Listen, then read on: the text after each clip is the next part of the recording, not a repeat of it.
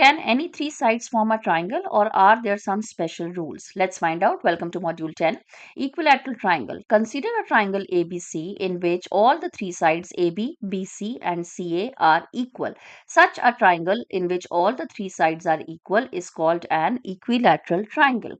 In this equilateral triangle, the three angles, angle A, angle B and angle C, are also equal to each other, each equal to 60 degree. So remember, equilateral triangle means all the three sides are equal and all the three angles are also equal, each equal to 60 degrees.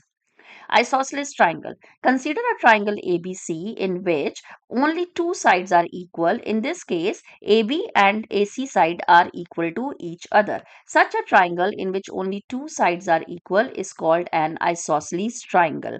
Now, leaving these two sides, this third side BC is called the base of the triangle, and the angle B and angle C are called the base angles, and these base angles are always equal to each other. So, in isosceles triangle, two sides are equal. The third side is called base, and the angle B and angle C, or you can say the base angles, are always equal to each other. Triangle inequality property. Consider a triangle ABC. The triangle inequality property states that the sum of the length of any two sides of a triangle is greater than the third side. That means if I take AB plus BC, then their sum would definitely be more than AC. If I take BC and AC, then their sum will be bigger than AB.